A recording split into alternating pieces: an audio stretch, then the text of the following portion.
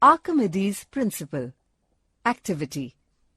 Take a piece of stone and tie it to one end of a rubber string. Measure the length of the rubber string.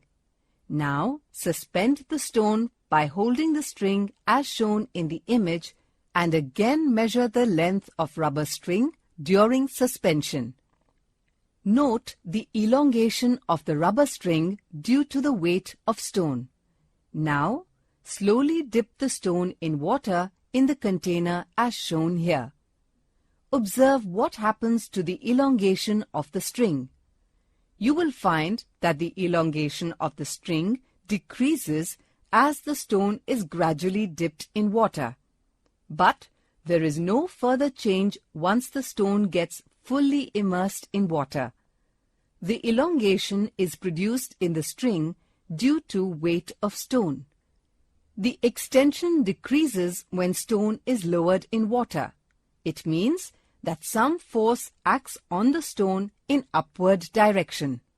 As a result, the buoyant force on the string decreases and hence the elongation also decreases. The magnitude of buoyant force and its nature in different fluids for a given body can be determined by Archimedes' principle, which is stated as: when a body is immersed completely or partially in a fluid, it experiences an upward force that is equal to the weight of the fluid displaced by it. Archimedes was a Greek scientist. He discovered the principle after noticing that the water in the bathtub overflowed when he stepped into it. He shouted, "Eureka!" means, "I've got it." This knowledge helped him to determine the purity of gold in the crown made for the king. His work in the field of geometry and mechanics made him famous. His understanding of levers, pulleys, wheels, and axles helped the Greek army in their war with the Roman army.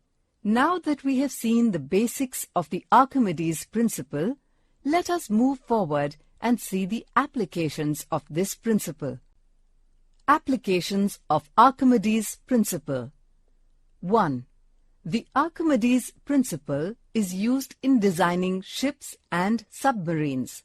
Submarine is a ship which can float on the surface of sea or can sink when necessary and reappear again on the surface. It is provided with large tanks both at the front and at the back.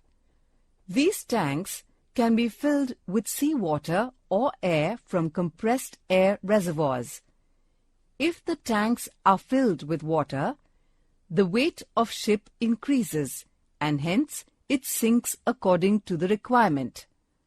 If water from tank is pumped out by forcing compressed air in them, the ship becomes lighter and rises to the surface. Thus, by filling or emptying the tanks, the ship is made to sink or rise as desired. 2. Various equipments like lactometer and hydrometer are based on this principle. Till a few years ago, lactometers were used to determine the purity of a sample of milk, while hydrometer is used to determine density of a liquid.